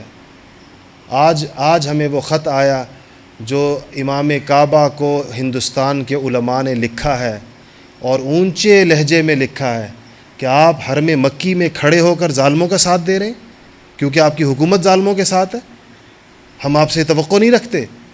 اور وہ خط عربی میں، اگر آپ لوگوں کو عربی آتی میں آپ کو سناتا تو آپ حیران رہ جاتے۔ اور لکھا یہ خط پورے ہندوستان کے علماء کی طرف سے آپ کی جانب، اور اپنی اس مایوسی کا اظہار کیا ہے کہ ہم لوگ ایسے موقعوں پر مظلوموں کے ساتھ کھڑے ہونے کی بجائے ہم ظالموں کی صف میں کھڑے ہو جائیں، اور ہم مظلوموں کو دہشت گرد کہیں، نہتے مسلمانوں کو دہشت گرد کہیں، جن کو ٹینکوں تلے روندا جا رہا ہے، جن کو گولیاں ماری جا رہی ہیں، جن کے بچے چھوٹے 3-4 سال کے بچوں کے لاشیں جنہوں نے اٹھائے ہوئے، ہم انہی کو دہشت گرد کہیں صرف سیاسی مفادات کی خاطر کہ ہماری حکومت نے چونکہ یہ کہہ دیا تو ہم بھی یہ کہیں گے۔ علماء کا یہ کام تو نہیں کہ وہ حکومتوں کے کہنے پر چلیں گے۔ تو اللہ کا شکر ہے کہ آج بھی امت کے اندر، حالانکہ مراسم ہوتے ہیں، تعلقات ہوتے ہیں، ملنا جلنا ہوتا ہے ایک دوسرے کے ساتھ، اس کے باوجود یہ مراسم اور تعلقات اور یہ مختلف مجلسوں میں اکٹھا بیٹھنا جہاں علماء کو بین الاقوامی سطح پر، یہ اس بات سے مانع نہیں کہ ہمیں حق بات نہ کہنی آئے، اور ہم حق بات کو کہیں نہ جو کہنی چاہیے اس موقع کے اوپر۔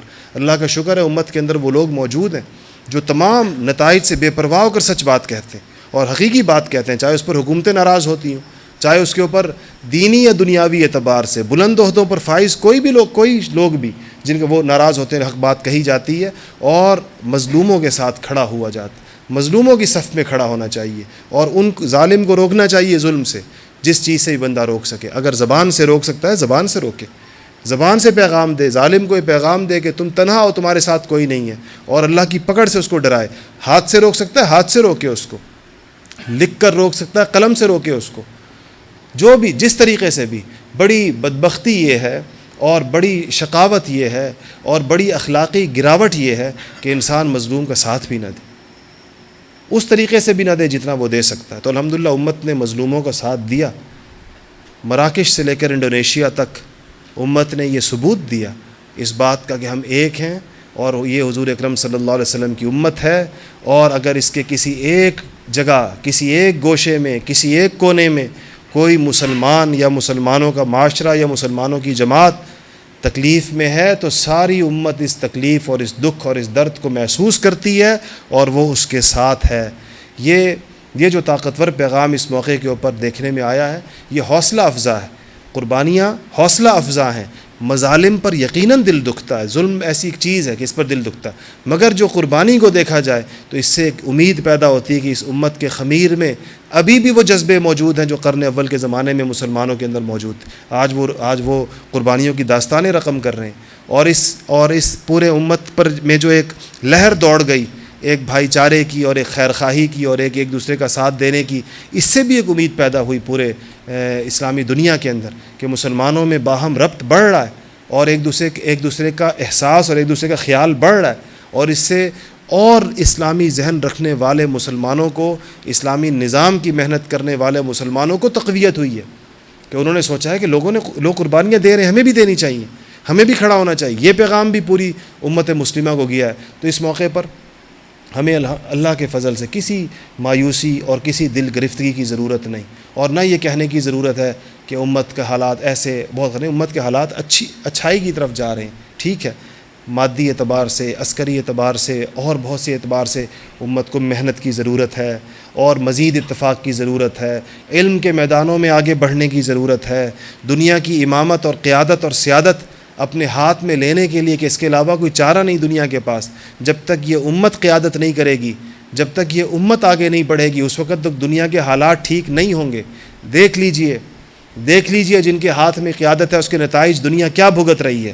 دنیا کے مظالم پر ایک نگاہ ڈالیے، جھوٹے دیکھیں کسی ملک پر اپنے عسکری اور اپنے مادی غلبے کی بنیاد پر، جھوٹی خبروں کی بنیاد پر، جس کے جھوٹ کو بعد میں خود تسلیم کریں، آپ اپنے ٹینکوں اور اپنے جہازوں اور اپنے اسلحے اور اپنے میزائلوں سے چڑھ دوڑیں اور 8-10 لاکھ مسلمانوں کا خون بہانے کے بعد کہیں کہ ہماری اطلاعات غلط تھی۔ جب دنیا میں کفر کا غلبہ ہوگا ظاہری یا ان کے ہاتھ میں قیادت ہوگی تو یہ مظالم ہوں گے جو آج دنیا میں ہو رہے ہیں۔ ایک ملک میں لاکھوں لوگ، بے گناہ لوگ، معصوم بچے اور خواتین بے دردی کے ساتھ مارے جا رہے ہیں، شہید کیے جا رہے ہیں۔ اس کی وجہ یہ ہے کہ ظاہری قیادت دنیا کی کفر نے اپنے ہاتھ میں لے رکھی ہے، طاغوت کے ہاتھ میں قیادت۔ یہ دنیا کے حالات تب سنوریں گے اور دنیا میں تب امن قائم ہوگا، انسانیت تب جا کر کہیں آرام اور چین اور سکون کی نیند سو سکے گی جب اس امت کی قیادت مسلمانوں کے ہاتھ میں آئے گی۔ امت مسلمہ قیادت کی باغ اپنے ہاتھ میں پکڑے گی، تب جا کر دنیا سکھ کا دن دیکھے گی، اس سے پہلے دنیا نہیں دیکھ سکتی سکھ کا دن۔ تاریخ اس پر گواہ ہے، دنیا نے تبھی چین کے دن دیکھے، تبھی جب صالح مسلمان، نام کے مسلمان نہیں، صالح مسلمان، اللہ سے ڈرنے والے اور حکومت کے احکامات پورے کرنے والے اور قرآن پر عمل کرنے والے، جب ان مسلمانوں کے ہاتھ میں نظام دیا گیا اور ان میں اہلیت بھی تھی اور ان میں دیانت بھی تھی، ان میں قابلیت بھی تھی اور ان میں اللہ کا خوف بھی تھا، ان میں انسانیت کا دکھ بھی تھا اور درد بھی تھا اور ان میں اجتماعیت بھی تھی، جب ان لوگوں کے ہاتھ میں معاملات آئیں گے، جب ان کے ہاتھ میں چیزیں آئیں گی، تب جا کر انسانیت کو چین اور آرام اور سکون آئے گا۔ اور یہ حضور اکرم صلی اللہ علیہ وسلم کی پیشن گوئیاں ہیں کہ انشاءاللہ ایسا ہوگا۔ اللہ جل شانہ مجھے اور آپ کو امت کے اس غلبے کے لیے استعمال ہونے کی اور اس کے لیے کام کرنے کی توفیق نصیب فرمائے۔ وآخر دعوانا الحمدللہ رب العالمین۔ کوئی سوال تو نہیں ہے؟ آپ کا بیان بہت بہترین تھا، لیکن اس دور میں جس طرح سے نوجوان یہ بیٹھے ہوئے ہیں، ان کا آپ کی کیا پیغام ہے کہ اس چیز کو حاصل کرنے کے لیے ہمیں کیا کرنا ہے؟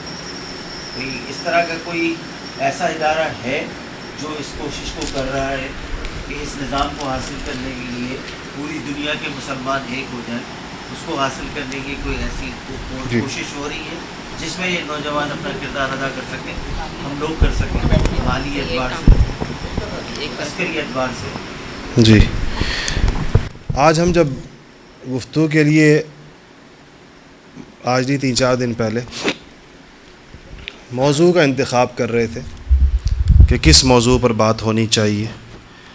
میرے ذہن میں جو موضوع آیا تھا وہ جو ان کے سوال سے متعلق ہے کہ نوجوانوں کو یہ بات بڑی واضح طور پر معلوم ہونی چاہیے کہ اسلامی بیداری کی لہر جو اٹھتی ہے پورے عالم اسلام میں، وہ لوگ جو اسلامی بیداری کا نعرہ لگائیں گے یا اس کو چاہیں گے اور یا ان تحریکوں کا یا اس نظریے یا اس سوچ کا دست و بازو بننا چاہیں گے، اس سے پہلے اس بات کی یا اس پیغام کی یا اس نظریے کے خد و خال کیا ہوں گے اور اس کی ضروریات کیا ہوں گی، اس میں کیا چیزیں، تاکہ یہ ذہنی پختگی ہو. آوازیں تو بے شمار لگتی ہیں اور ہر وقت لگتی ہیں، اور بظاہر اس کو بعض اوقات کچھ ایسے سپورٹنگ فیکٹرز بھی مل جاتے ہیں جو ان آوازوں کو اٹھا دیتے ہیں، جو نظریوں کو اٹھاتے ہیں، لیکن وہ پانی کا بلبلہ ثابت ہوتی ہیں. کچھ وقت کے اندر اس سے لوگوں کی امیدیں منقطع ہو جاتی ہیں. تو مسلمانوں کی کسی اجتماعی محنت جس سے امت مسلمہ کوئی توقع یا کوئی امید وابستہ رکھے، اس محنت کی ضروری چیزیں، اس کے اجزاء کیا ہیں کہ یہ چیزیں اس میں ہونی چاہیے، تب وہ پیغام، تب وہ نظریہ، تب وہ سوچ جو امت میں چلائی جائے اور اس سے کچھ لوگ اس مجموعے پر اکٹھے ہوں تو فائدہ ہوگا. اس پر ہم بات کرنا چاہ رہے تھے، لیکن اس کا شاید اگلی نشست پر اس کا زیادہ بہتر موقع ہوگا اس پر بات کرنے کے لیے. جو بات ان صاحب نے فرمائی نوجوانوں کے لائے عمل کیا ہو اور ان کے سامنے رستہ کیا ہو کہ اگر وہ کچھ کرنا چاہیں، تو سب سے پہلی چیز اس میں جو ان کی اولین ضرورت ہے وہ ضروری علم ہے، جس کے حصول کے بعد پہلا قدم، جس کے بعد ہی انسان میں کوئی پختگی آ سکتی ہے، وہ ضروری علم ہے جو ایک مسلمان کو مسلمان رہنے کے لیے چاہیے ہوتا ہے ہمیں، اور جو ایک مسلمان کو اسلام کے مطالبے بتانے کے لیے چاہیے ہوتا ہے. آج ہمیں وہ بات معلوم نہیں کہ ہمارا مذہب اور حضور اکرم صلی اللہ علیہ وسلم کی نبوت اور اللہ جل شانہ کی وحدانیت جس کے ہم سب ماننے والے ہیں، وہ ہم سے کیا تقاضا کر رہی ہے، کن چیزوں کو ہم سے چاہ رہی ہے، جو مسلمان ہونے کی ابتدائی مرحلے، بالکل ایلیمنٹری لیول کے اوپر. میں اس کی لمبے علم کی بات نہیں کر رہا، میں اس ضروری علم کی بات کر رہا ہوں جو ہمیں چاہیے. یہ پہلی، اگر آپ ایک چیز پوچھیں گے تو میں کہوں گا کہ یہ چیز سب سے پہلے چاہیے. سب سے پہلی ضرورت یہ ہے. ہمارے نوجوانوں کو ان کے تعلیمی اداروں میں یہ بات نہیں بتائی گئی. انہوں نے 14 سال 16 سال یہ بچے بیٹھے ہیں، ان میں سے جتنے ہیں ان کے 8 10 سال 12 سال ان کی تعلیم ہو چکی ہے. اگر ان کے والدین نے الگ سے کوئی فکر کی ہو اور انہوں نے الگ سے کچھ ایسے تعلیمی اداروں کا انتخاب کیا ہو، تب تو شاید ان کو یہ بات پتہ ہو، ورنہ ان کے نظام نے ان کو نہیں بتائی. ان کے نظام نے ان کو نہیں بتایا کہ مسلمان سے جو منیمم ریکوائرمنٹ ہے مذہب کی، سب سے ادنا درجے کی، جس سے وہ مسلمان سمجھا جائے گا، جس سے وہ مسلمان کہلائے گا، وہ امت کا حصہ ہوگا، وہ کیا ہے. یہ علم بڑا ضروری ہے. اس کے لیے علماء کے حلقے ہونے چاہیے، علماء کے پاس بیٹھنا چاہیے ایک ترتیب کے ساتھ. یہ ساری ضروری باتیں، اس میں سب سے پہلی چیز ایمانیات آئے گی. آپ سوچیں، ایمانیات کا مطلب وہ ضروری چیزیں ہیں جس پر مسلمان کا ایمان ہوتا ہے تو وہ مسلمان ہوتا ہے. اگر ان میں سے کسی ایک چیز پر بھی مسلمان کا ایمان نہ ہو تو وہ مسلمان نہیں ہوتا. ہمیں یہ چیز بھی ہمارے تعلیمی ادارے نہیں بتاتے کہ جس سے ہم مسلمان ہو جائیں کم سے کم. تو یہ ان بچوں کی پہلی ضرورت ہے. اگر یہ چیز ان نوجوانوں کو حاصل ہو گئی، اس سے سارے خیر کے سوتے پھوٹیں گے، اس سے ساری خیر آئے گی، اس سے ان کے دل میں امت کا وہ درد اور دکھ بھی آئے گا. اور اس سے بڑھ کر حضور اکرم دیکھیں، سب سے اہم ترین بات، حضور اکرم صلی اللہ علیہ وسلم کی نبوت کی جامعیت کی سمجھ آئے گی. یہ ہمیں نہیں آج سمجھ میں آئی. ہم سے کوئی پوچھے اسلام کیا ہے، آج ہم سے پوچھے واٹ از اسلام، کیا ہے اسلام، کیا تھا، ہم کیا جواب دیں گے؟ آپ ذرا سوچئے اس کا جواب. آپ نوجوان ہیں، کوئی غیر مسلم آپ سے پوچھ لیا، آپ مسلمان ہیں، آپ ایک مذہب کے پیروکار ہیں، اس کے نمائندے ہیں. ایک غیر مسلم نے آپ سے پوچھ لیا کہ مجھے مختصر لفظوں میں بتائیے اسلام کیا ہے، شاید آپ اس کو کلمہ پڑھا دیں گے. آپ کہیں گے کلمہ یہ اسلام ہے، لا الہ الا اللہ محمد الرسول اللہ. لیکن جو اسلام کا پیغام ہے اور حضور اکرم صلی اللہ علیہ وسلم کی نبوت کی جو پوری جامعیت ہے، وہ جن چیزوں کو محیط ہے، وہ جن جن چیزوں کو اپنے گھیرے میں لیے ہوئے ہے اور پورے اصرار کے ساتھ کہ اس میں سے کوئی چیز اگر کم کر دی گئی، کوئی چیز اگر اس دائرے سے باہر نکال دی گئی تو اسلام ناقص ہو جائے گا اور اسلام کی کامل تصویر کبھی بھی نہیں ہوگی. تو آج اس تصویر کے ہمارے سامنے واضح نہ ہونے کی وجہ سے ہم سارے انفرادی اور اجتماعی زندگی میں ناقص اسلام کو پیش کر رہے ہیں. اسی لیے لوگ اسلام کی طرف نہیں آ رہے جس طرح ان کو آنا چاہیے، کہ ہم ان کے سامنے پوری تصویر نہیں رکھ رہے ہیں. نہ ہماری زندگیاں تصویر رکھ رہی ہیں، نہ ہمارا نظریہ اور ہماری سوچ کوئی تصویر رکھ رہی ہے. یہ اس کی ایک وجہ ہے. تو ہمیں اس کا علم ہمیں ہونا چاہیے، اور ہمیں ان مجالس میں، اس کے لیے آپ کا مہینے میں ایک دفعہ کسی بیان کو سننا کافی نہیں ہے. آپ کو اس کے لیے وقت فارغ کرنا چاہیے اور ایسی مجالس اور ایسے دروس کا اہتمام کرنا چاہیے اور اپنی ضرورت سمجھ کر خود اس کے لیے کوشش کرنی چاہیے، جس سے یہ ضروری چیزیں آپ کو پتہ چلیں. اگلے جو مراحل اس کے بعد والے، وہ ساری خیریں اسی سے نکلیں گی. جب آپ کے سامنے پیغام اپنی پوری قوت کے ساتھ، اپنی پوری جامعیت کے ساتھ، اپنے تمام مشمولات کے ساتھ آپ کے سامنے آئے گا، تب آپ کو سمجھ میں آئے گا کہ دین ہے کیا اور اس کے مطالبے کیا ہیں اور مسلمان ہونے کی ذمہ داریاں کیا ہیں. وہ جس کو اقبال کہتے ہیں نا کہ مشکلات لا الہ الا اللہ کیا ہیں، اس کلمہ پڑھنے کے بعد کیا چیزیں آپ کی طرف آتی ہیں، یہ پھر پتہ چلے گا. جی السلام علیکم. وعلیکم السلام. صاحب میرا پہلا سوال یہ ہے کہ قرآن مجید میں فرمایا گیا ہے والذین معہ اشد کفار، اور صحابہ کرام کے بارے میں فرمایا گیا ہے. لیکن ہم یہ دیکھتے ہیں تاریخ میں کہ جنگ جمل اور جنگ صفین میں ایسے صحابہ کرام شہید ہوئے ہیں جو عشر مبشرہ تھے. اور حضرت عمار بن یاسر کے بارے میں تو حدیث شریف بھی نبی کریم صلی اللہ علیہ وسلم نے فرمایا کہ اے یاسر کے بیٹے تمہیں باغی قتل کریں گے. تو ہم دیکھتے ہیں اس کے مختلف قرآن کے مختلف بات ہو رہی ہے کہ ایک طرف صحابہ کرام ہے، دوسری طرف بھی صحابہ کرام ہیں، اور وہ آپس میں لڑ جھگڑ رہے ہیں. ایک سوال تو میرا یہ تھا. ایک کا جواب میں دے دوں، پھر اس کے بعد ورنہ مجھ سے آپ کے جو سوالات تشریف رکھیں میں بتاتا ہوں. دیکھیں تاریخ اسلام میں یقیناً ایسا ہوا ہے کہ اسلام کی سربلندی اور اسلام کے مفاد اور اسلام کی خیر کے لیے مجتہد اور صلاحیت اور اہلیت رکھنے والے صحابہ کی آراء میں، صحابہ کرام کی آراء ایک سے زائد ہوئی ہیں اور ان کی آراء میں اختلاف ہوا ہے. یہ اختلاف کرنے والے دونوں اختلاف کرنے کی اہلیت رکھتے تھے اور یہ سمجھتے تھے کہ ہم اس صورتحال کا جو تقاضا سمجھ رہے ہیں وہ یہ ہے، اور دوسرا گروہ یہ سمجھا کہ ہم جو اس صورتحال کا تقاضا سمجھ رہے ہیں وہ یہ ہے. اور یہ سمجھنے والے دونوں اس رائے کو رکھنے کا اختیار رکھتے تھے بوجہ اپنے علم و فضل اور اپنے تقوی کے. اور یہ اختلاف ہمیشہ اور پیدا ہو سکتا ہے کسی بھی معاشرے میں، اور یہ اختلاف مذموم نہیں ہے. ہاں پھر اس اختلاف کے نتیجے میں جو اس کی اگر آپ نے جن جنگوں کا نام لیا، اگر آپ کو اس کی پوری تاریخ معلوم ہو تو اس کی ٹھیک ہے، لشکر آمنے سامنے کے آنے تک کی بات الگ اور اس کے بعد جنگ چھڑنے کے اسباب الگ ہیں، اس پر مورخین نے کلام کیا. لیکن ایک بات ہمیشہ یاد رکھیے گا، اگر میں اس کی تفصیل میں جاؤں گا کہ جمل کے اندر ہوا کیا اور کیسے یہ ساری جنگ تو نہ ہوتی اگر خوارج اور اس میں منافقین اپنا کردار نہ ادا کرتے جو یقیناً ہر دور میں آتے، اور اگر ہو بھی گئی تب بھی اس کے بارے میں امت کے فیصلے ہیں. لیکن یہ بات یاد رکھیے، یہ باتیں وہ ہیں جو ہم تک پہنچی ہیں تاریخ کے ذریعے سے. ٹھیک ہے، اس حدیث شریف تو انہوں نے پیش کی، اس کی بھی تعویل محدثین نے مختلف اس کی تفصیلات بیان کی ہیں. ہمیں مجموعہ صحابہ کرام کے بارے میں قرآن و سنت کی تعبیر نے ان کے بارے میں ہمارا عقیدہ طے کیا.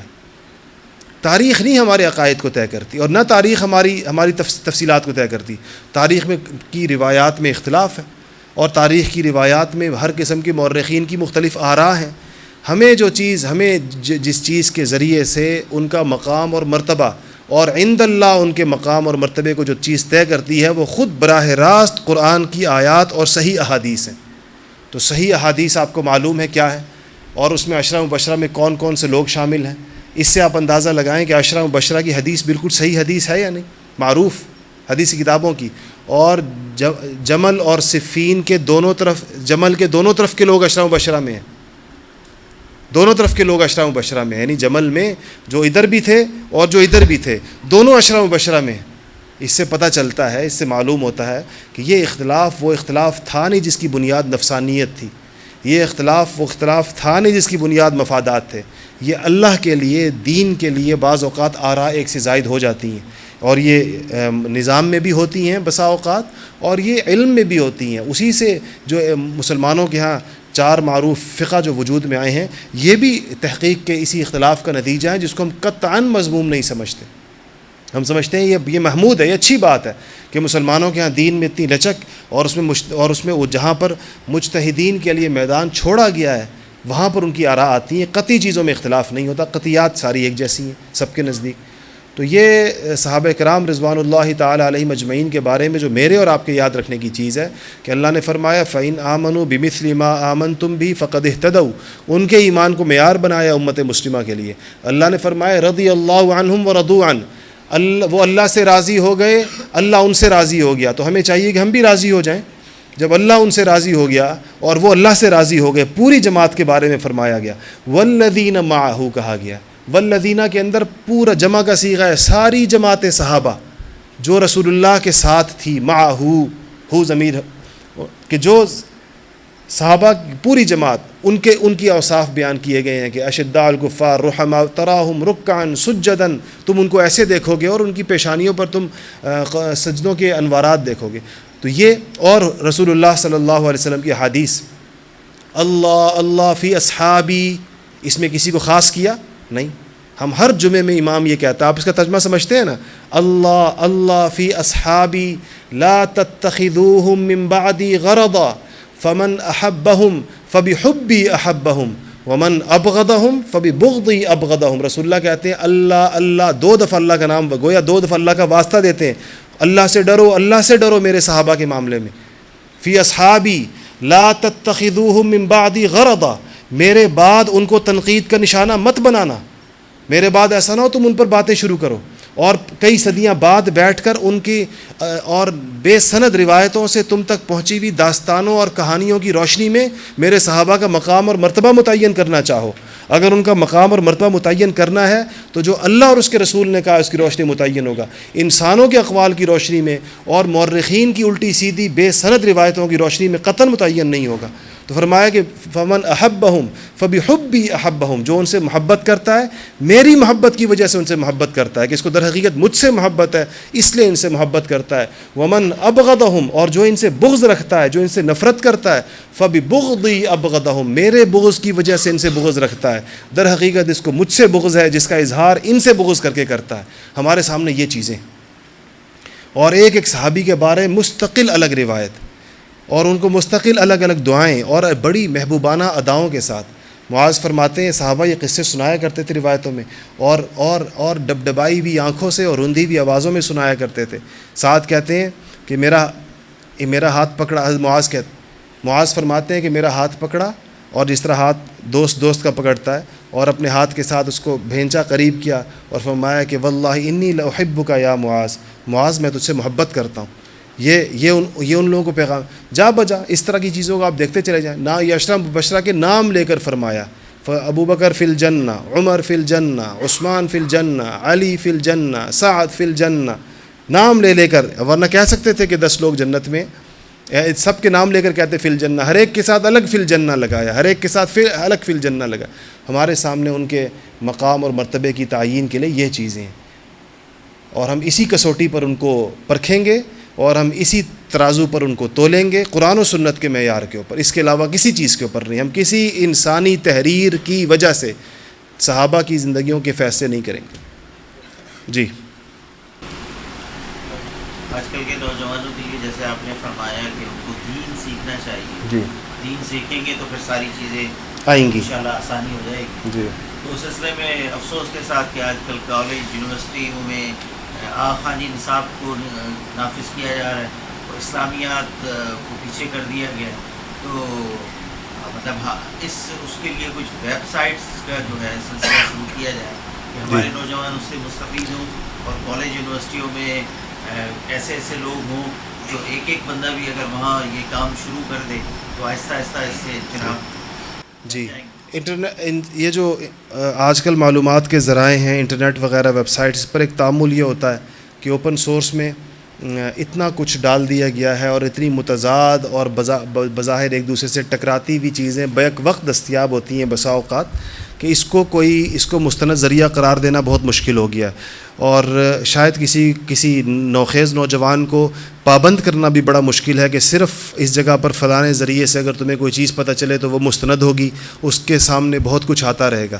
اس کے لیے وہی طریقہ کہ مستند علماء تک ان نوجوانوں کی رسائی ہونی چاہیے، ان کے حلقے ہونے چاہیے، ان کے سامنے یہ کھل کر اپنے اشکالات رکھیں، ان سے بغیر کسی دباؤ کے اور بغیر کسی کی عقیدت کے بہت زیادہ بوجھ تلے دبے بغیر یہ اپنی بات، اپنے دل کی بات رکھ سکیں، جو ان کے دل میں جو اشکال آتا ہے، جو ان کو مشکل پیش آتی ہے، جو ان کو کوئی خلجان ہو، جو ان کو کسی قسم کا کہیں پر بھی کوئی پریشانی ہو، یہ وہاں بیٹھیں، اس کو پڑھیں اور ان سے سنیں اور اپنی باتیں ان کے سامنے رکھیں۔ اسی سے ان کا دل کھلے گا، ان کو شرح صدر نصیب ہوگا۔ شرح صدر بڑی چیز ہے جہاں انسان کا دل کھل جاتا ہے اسلام کے لیے، اور یہ بڑی نعمتوں میں سے ایک نعمت ہے کہ کوئی تذبذب نہیں ہوتا، کوئی تشکیک نہیں ہوتی، کوئی کنفیوژن نہیں ہوتا، انسان کا دل دین کے لیے کھل جاتا ہے اور اس کو سمجھ میں آ جاتا ہے۔ بڑی سے بڑی بات کوئی اگر کہہ دے، دیکھیں آج ہمارے بچے چھوٹی باتوں سے کیسے ڈگمگا جاتے ہیں، ہم سے جو سوالات کرتے ہیں ہمیں اسے اندازہ ہوتا ہے۔ کہیں سے کسی نے کوئی بات کہہ دی، اور آج کل کے ذرائع تو وہ پوری دنیا ان کے سامنے ان کے لیپ ٹاپ میں ہے، اور وہ پوری دنیا سے ان کے رابطے ہیں، اور وہاں سے کہیں سے ان کے کان میں کوئی بات پڑ جائے اور ان کے بسا اوقات کبھی یہودیوں سے رابطہ ہو جاتا ہے، کبھی عیسائیوں سے، کبھی کسی اس سے زیادہ یہ ایتھسٹ لوگوں سے اور دہریوں سے، ملحدوں سے، ہر قسم کے لوگوں سے، قادیانیوں سے، کسی اور سے، اور وہ لوگ ان کو کوئی ایک بات بسا اوقات کہتے ہیں۔ میرا روزمرہ کا مشاہدہ ہے، اس ایک بات سے مکمل ہلے ہوئے نوجوان میں نے دیکھے ہیں کہ اس کو ایسے لگتا ہے جیسے کسی نے جھنجھوڑ دیا، اور وہ بالکل اس کو اپنے پورے ایمان اور عقیدے پر شک پیدا ہو گیا۔ تو یہ کس وجہ سے ہوتا ہے؟ یہ اسی وجہ سے ہے کہ وہ بنیادی طور پر جو محنت اس کے دل میں ایمان کا جو پودا والدین کو لگانا چاہیے تھا، والدین نے نہیں لگایا۔ اس کے دل پر جو بچپن میں جو محنت والدین کو کرنی چاہیے تھی، والدین نے پہلے وہ محنت نہیں کی۔ جو کام ماں کے کرنے کا تھا، ماں نے وہ ایمان کی لوری نہیں سنائی۔ جو کام باپ کے کرنے کا تھا، باپ نے وہ کام نہیں کیا۔ اور پھر جو کام استاد کے کرنے کا تھا، استاد نے وہ کام نہیں کیا بلکہ اس کے خلاف کیا۔ جو اگر والدین کے کیے دھرے پر بھی پانی پھیرا، اگر والدین نے کچھ کیا اور والدین نے کوئی کوشش کی، تو پھر ایسے تعلیمی اداروں میں بچوں کو بھیجا گیا کہ والدین کی محنت پر بھی پانی پھر گیا۔ تو یقیناً اس کی ضرورت ہے کہ نوجوان اس ضرورت کو محسوس کریں، اور اس کے لیے الحمدللہ ہمارے ہاں جو ہم نے نوجوانوں کے لیے جو تعلیمی پروگرام شروع کیے ہوئے ہیں، اور تعلیم یافتہ نوجوان جو کہ فارغ ہو گئے، ان کے رجوع سے پتہ چل رہا ہے اور ان کی قربانیوں سے پتہ چل رہا ہے کہ اپنی عمر کے بہترین حصوں میں 21، 22، 23، 24، 25 سال کی عمروں میں، اور اپنے کیریئر کے سب سے حساس ترین مقام کے اوپر جا کر، جہاں پر اس مین سٹریم سے الگ ہونے سے ان کے کیریئر کو نقصانات پہنچنے کے اندیشے ہوتے ہیں، ان کے مادی اور ان کے دوسرے منافع اس کے فوت ہونے کا اندیشہ ہوتا ہے، اس موقع پر بھی وہ اسلام کے لیے، دین کے لیے، علم کے لیے قربانیاں دے رہے ہیں، اور دین پڑھ رہے ہیں، اور پڑھنے کے بعد پھر دین کے نمائندے بن کے اداروں میں جا رہے ہیں، یونیورسٹیوں میں جا رہے ہیں، کالجوں میں جا رہے ہیں، اور مختلف وزارتوں میں جا رہے ہیں، اور وہاں پر الحمدللہ وہ دین کے پرجوش نمائندے ہیں جن کا رویہ اور ان کا لہجہ معذرت خواہانہ نہیں ہے، اور دین پیش کرتے ہوئے ان کو کسی قسم کا کوئی حجاب نہیں ہے، اور وہ اپنے ماحول سے متاثر نہیں ہے، اور یہ نہیں کہ اگر سارا ماحول ان کی تائید نہیں کر رہا تو وہ چیز ان کو بھی دبا رہی ہے، نہیں، وہ بغیر ماحول کی تائید کے پورے کھڑے قد کے ساتھ وہاں پر اپنی بات کر رہے ہیں۔ تو الحمدللہ نوجوانوں میں یہ چیزیں تو آج دیکھنے میں آ رہی ہیں اس ملک میں۔ صاحب، ہندوستان کے مسلمانوں نے علماء کرام نے جو خط لکھا تھا، تو امام کعبہ نے اس کو کیا جواب دیا؟ مجھے آج پہنچا وہ، اچھا، اور اس کا جواب نہیں پہنچا، جواب نہیں پہنچا۔ آج ہی میں نے دیکھا وہ۔ اچھا، میرا ایک ذاتی سوال تھا۔ جی، میری ساس اور سسر نے چلے کے لیے گئی تھی، تو مختلف علاقوں سے ہوتی ہوئی وہ جب سکردو میں پہنچی تو وہاں میری ساس کو قرآن مجید پڑھتے ہارٹ اٹیک ہو گیا۔ تو علماء کرام مبارکباد دے رہے ہم لوگوں کو، رائے بنڈ والوں نے مبارکباد دی، تو انہوں نے کہا یہ شہید ہوئی ہیں۔ تو میں یہ پوچھنا چاہتا ہوں کہ آیا یہ شہادت جو ہوئی ہے، یہ جو جنگ میں شہید ہوتے ہیں ان کے برابر ہوتی ہے یا کوئی الگ شہادت ہوتی ہے؟ اور وہاں کے لوگوں کو یہ بھی معلوم ہوا ہے کہ جس قبرستان میں وہیں پہ دفن کیا تھا، کیونکہ وہ میت یہاں نہیں لا سکے تھے وہ، کیونکہ برف باری ہو رہی تھی ان دنوں میں، 21 رمضان مبارک کو ان کی شہادت ہوئی تھی، تو انہیں وہیں دفنا دیا تھا. تو وہاں تو لوگ کہتے ہیں کہ بیچ میں ایک پہاڑی ہے اور اس پہاڑی کے پیچھے ایک اور قبرستان ہے، اور وہاں پہ 6 صحابہ کرام کی قبر مبارک موجود ہیں. کیا آیا ایسی بات کوئی سچ ہے جو آپ کے علم میں ہو تو؟ یہ جو آپ کی 7 صحابہ کی شہادت ہے یہ انشاءاللہ شہادت ہے، یہ شہادت کی اقسام ہیں، اور کتاب الشہید کے نام سے فقہ کی کتابوں میں باقاعدہ باب ہیں، اور اس میں وہ شہادتوں کی مختلف اقسام کو لکھتے ہیں. مختلف روایات سے پتہ چلتا ہے کہ سفر کی حالت میں مرنے والا، سفر تو تھا یقیناً ان کا، اور سفر بھی اللہ کی رضا کے لیے تھا، اپنی اصلاح کے لیے تھا، اور مسلمانوں کی خیر خواہی. گھر تو نہیں آئی تھی نا، تو جب تک بندہ گھر نہ پہنچے، اپنی بستی میں نہ پہنچے، تو وہ سفر میں ہوتا ہے. تو سفر تھا اور اللہ کی رضا کے لیے تھا، اپنی اصلاح کی نیت سے، اور دوسروں تک پیغام پہنچ. تو سفر بھی مبارک سفر تھا. تو ایسے سفر کے اندر کوئی بندہ اگر فوت ہو جائے تو وہ انشاءاللہ شہید ہے، اور اس کو وہاں دفنایا، یہ بھی اچھا کیا. اور جہاں تک صحابہ کرام کی قبروں کا تعلق ہے تو یہ تاریخی روایات مختلف جگہوں کے بارے میں آئی ہیں، پاکستان کے مختلف گوشوں کے بارے میں آئی ہیں کہ یہاں پر اس کے بارے میں کہا جاتا ہے، لیکن اس کی کوئی ایسی تصدیق نہیں ہے کہ جس پر کوئی بات پوری ٹھوک بجا کر کہی جا سکے کہ واقعتاً یہ بالکل مستند ہے. کئی اور جگہوں کے بارے میں بھی کہا جاتا ہے. تو ہو بھی سکتا ہے اور نہیں بھی ہو سکتا، دونوں امکانات ان قبور کے بارے میں دونوں صورتیں ممکن ہیں. یہ اصل میں مورخین کی باتیں، اور میں نے عرض کیا کہ کسی تاریخی بات کے اوپر اس طرح کی مضبوط قطعی بات نہیں کی جا سکتی کہ یہی اصل اور یہی حق ہے، اس کے علاوہ نہیں. اذان ہو گئی آخری سوال.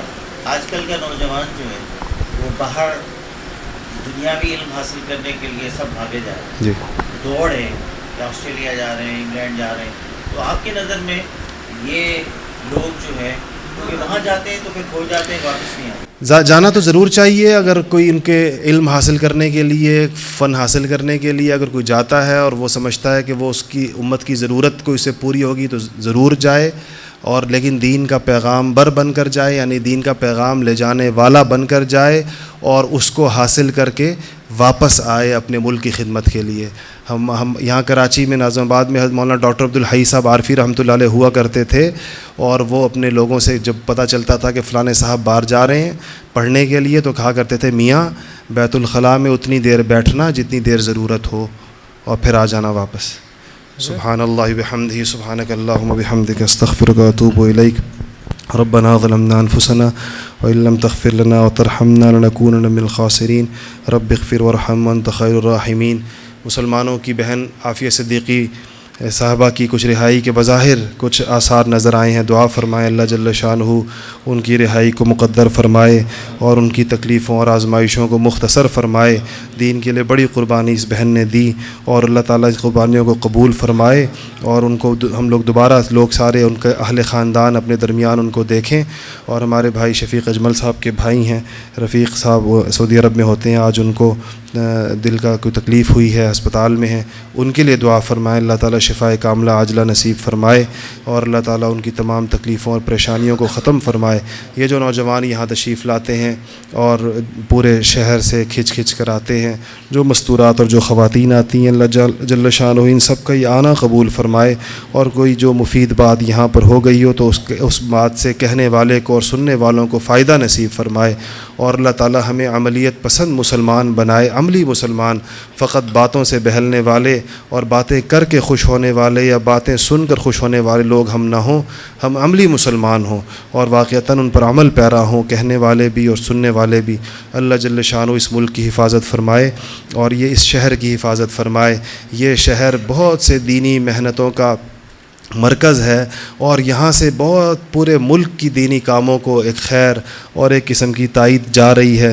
اللہ جل شانہ اس کی حفاظت فرمائے، اور اللہ تعالیٰ دین کے ان مراکز کو ہمیشہ قائم و دائم رکھے. اللہ مصر و شام کے مسلمانوں کو اللہ تعالیٰ ان کی مدد و نصرت فرمائے اور ان کی مشکلات کو کم فرمائے. بنگلہ دیش کے مسلمان تکلیف میں ہیں، برما کے مسلمان تکلیف میں ہیں، اللہ تعالیٰ افغانستان کے مجاہدین کی مدد فرمائے، کفر کو وہاں پر رسوا کر کے باہر نکالے. جہاں جہاں مسلمانوں کی زمینوں پر، مسلمانوں کے ملکوں پر کافروں کا غلبہ اور تسلط ہے، اللہ تعالیٰ ان کے غلبے اور تسلط کو توڑ دے. مسلمانوں کے ممالک مسلمانوں کے ہاتھ میں ہوں، اور وہ اسلامی نظام کا ایک پورا ایک ثبوت ہوں جیتا جاگتا. اسلامی نظام کا ماحول اللہ تعالیٰ سارے عالم میں بنائے اور سارے مسلمانوں کو ایک امت بننے کی توفیق نصیب فرمائے. اس ملک کے اندر یہ جو منافرت کے اور نفرت کے، صوبائیت کے، لسانیت کے، فرقہ واریت کے اور اس مختلف قسم کے قومیتوں کے جو نعرے لگ رہے ہیں، یہ حضور اکرم صلی اللہ علیہ وسلم کو سخت ناپسندیدہ تھے. آپ ہم کو ایک امت بنا کر گئے تھے اور ہمارا صرف ایک ہی تعارف ہے کہ ہم حضور اکرم صلی اللہ علیہ وسلم کے امتی ہیں. اللہ تعالیٰ اس کے علاوہ جتنی نسبتوں کی بنیاد پر ہم ایک دوسرے کے ساتھ باہم دست و گریبان ہو گئے ہیں، اللہ اس گناہ کو، اس جرم سے توبہ کرنے کی توفیق نصیب فرمائے. اس جرم عظیم سے اللہ تعالیٰ ہمیں پیچھے ہٹنے کی توفیق نصیب فرمائے اور ہمیں فقط اور فقط اپنی اسلامی نسبت پر اور مسلمانی کی نسبت پر اور امتی ہونے کے اوپر فخر کرنے کی توفیق نصیب فرمائے. وصلی اللہ تعالی علی خیر خلقہ محمد و آلہ و اصحابہ اجمعین برحمتک یا ارحم الراحمین. القلب